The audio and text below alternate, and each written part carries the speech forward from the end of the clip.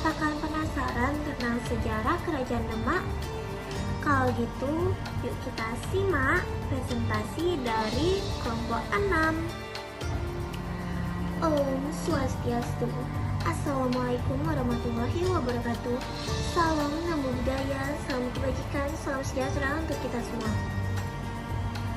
Halo teman-teman, perkenalkan nama saya Malvina Tri Apriana, bisa dipanggil Vina. Saya dari kelompok 6, kelas 713, nomor absen 22. Kali ini kami mendapatkan tugas yaitu membuat video presentasi makalah Kerajaan Demak. Dan saya mendapatkan bagian menjelaskan Kerajaan Demak. Yang pertama ada bab 1 yaitu bab pendahuluan. Yang pertama ada latar belakang. Yang kedua ada rumusan masalah, yang ketiga ada tujuan, dan yang keempat ada manfaat.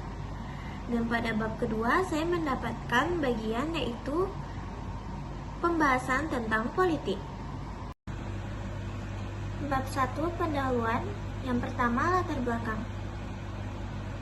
Demak merupakan kesultanan atau kerajaan Islam pertama di Pulau Jawa.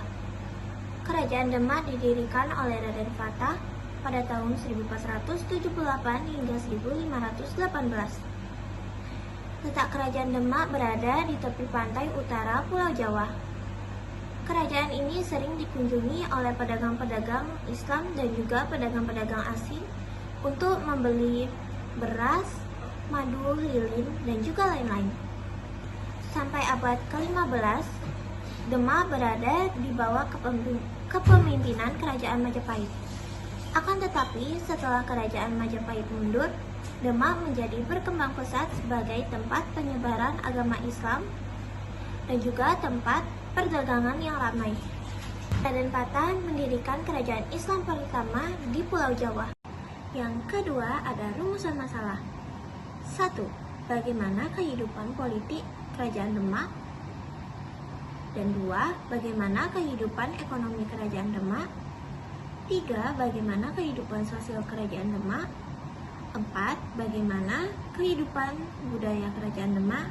Dan yang kelima, bagaimana kehancuran Kerajaan Demak? Yang ketiga, ada tujuan makalah. Adapun tujuan pembuatan makalah ini ialah untuk mengetahui seputaran tentang Kerajaan Demak, serta untuk menjawab rumusan masalah, dan diantaranya untuk mengetahui 1. Kehidupan politik Kerajaan Demak, yang kedua kehidupan ekonomi Kerajaan Demak, yang ketiga kehidupan sosial Kerajaan Demak, yang keempat kehidupan budaya dan juga peninggalan-peninggalan Kerajaan Demak, dan yang terakhir faktor-faktor keruntuhan Kerajaan Demak. Yang keempat ada manfaat. Adapun manfaat dari pembuatan makalah ini adalah untuk membantu para pembaca mengetahui dan juga memahami seputaran tentang kerajaan bercorak Islam, yaitu Kerajaan Demak. Nah teman-teman, sekarang kita masuk ke bab 2, yaitu bab pembahasan. Yang pertama, kita akan membahas tentang politik Kerajaan Demak.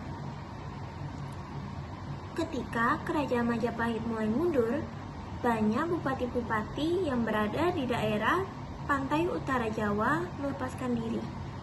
Bupati-bupati itu membentuk satu persekutuan di bawah pemimpinan Demak. Ketika kerajaan Majapahit telah runtuh, berdirilah kerajaan Demak sebagai kerajaan Islam pertama di Pulau Jawa. Raja-raja yang pernah memerintah di kerajaan Demak adalah sebagai berikut. Yang pertama ada Raden Patah.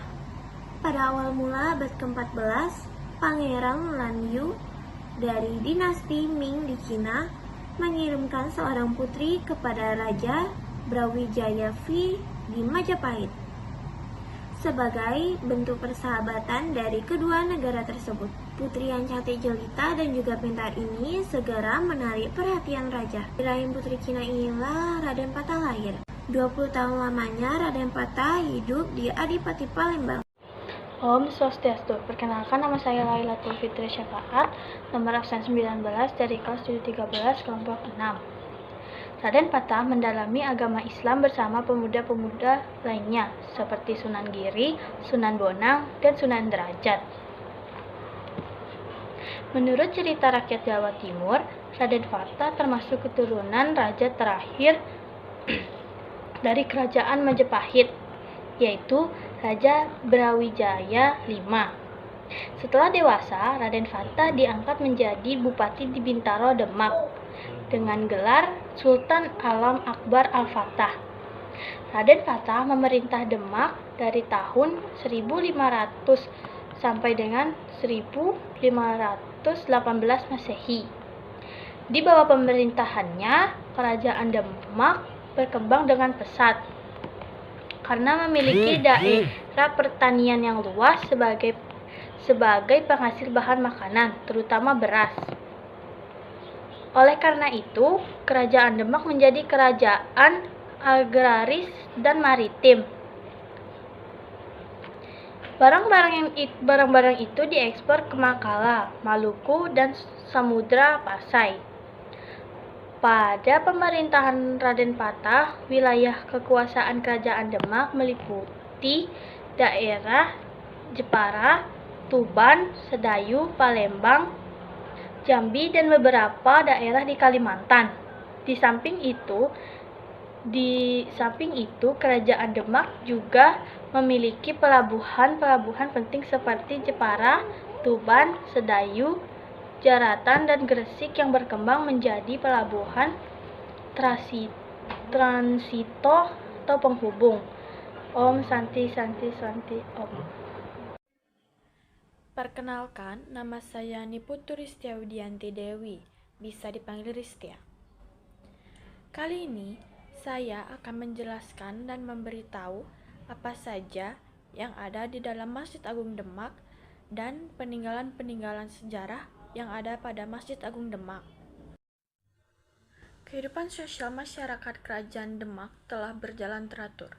Pemerintahan diatur dengan hukum Islam. Akan tetapi, norma-norma atau tradisi lama tidak ditinggalkan begitu saja. Hasil kebudayaan Kerajaan Demak merupakan kebudayaan yang berkaitan dengan Islam. Hasil kebudayaannya yang cukup terkenal dan sampai sekarang masih berdiri adalah Masjid Agung Demak. Masjid itu merupakan lambang kebesaran Demak sebagai kerajaan Islam. Masjid Agung Demak selain kaya dengan ukiran-ukiran bercirikan Islam, juga memiliki keistimewaan, yaitu salah satu tiangnya terbuat dari kumpulan sisa-sisa kayu bekas pembangunan masjid itu sendiri yang disatukan, yang disebut juga dengan tatal. Selain Masjid Agung Demak, Sunan Kalijaga adalah salah seorang dari wali Sanga yang meletakkan dasar-dasar perayaan sekaten pada masa kerajaan Demak. Perayaan itu digunakan oleh Sunan Kalijaga untuk menarik minat masyarakat agar masuk ke dalam Islam. Sekaten ini kemudian menjadi tradisi atau kebudayaan yang terus dipelihara sampai saat ini. Peninggalan kerajaan Demak yang paling besar dan sampai saat ini masih ada adalah Masjid Agung Demak. Masjid Demak ini dibangun dan diprakarsai oleh beberapa anggota dari Wali Songo, terutama Sunan Kalijogo.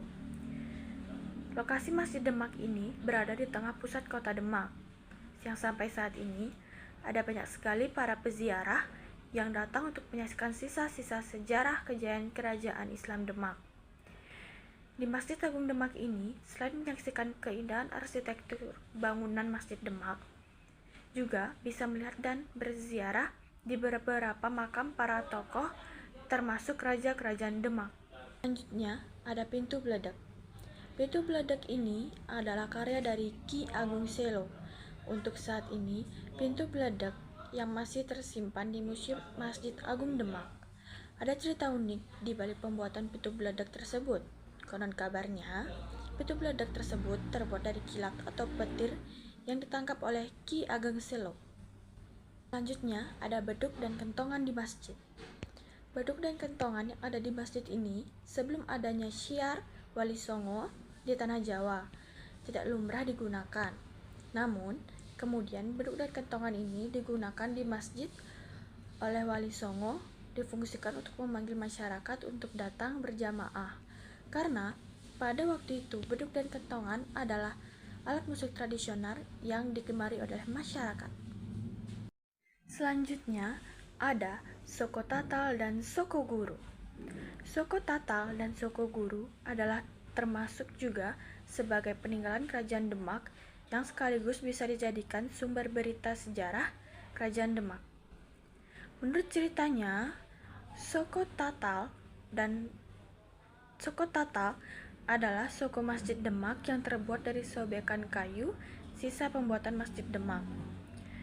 Soko Tatal adalah karya dari Sunan Kalijogo dengan daya kelebihan magisnya. Banyak yang menganggap karena kesaktian Sunan Kalijogo, kemudian Soko Tatal ini bisa dibuat. Namun, ada juga yang menganggap bahwa Soko Tatal adalah sebuah simbol persatuan masyarakat yang sangat amat begitu kuat. Tak kenal maka tak sayang, perkenalkan nama saya Sang Ayu Madinah Kamaladewi, bisa dipanggil Sang Ayu. Pernahkah Anda berpikir tentang sejarah-sejarah dan peninggalan sejarah kerajaan Demak?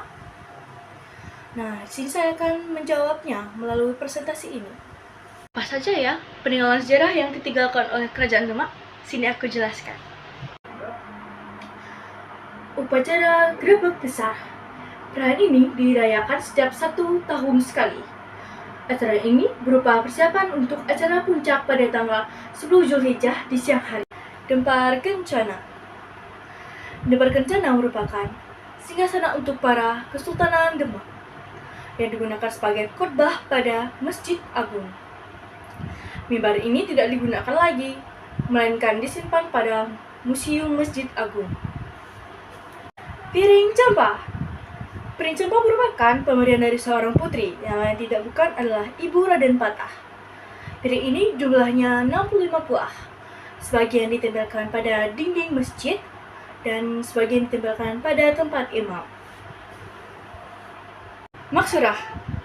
Maksurah adalah dinding yang berukir kaligrafi Arab yang maknanya adalah keesaan Allah. Maksurah ini didirikan pada tahun 1866 Masehi. Situs Kawah Wudhu. Situs ini dibuat seiring berdirinya Masjid Demak.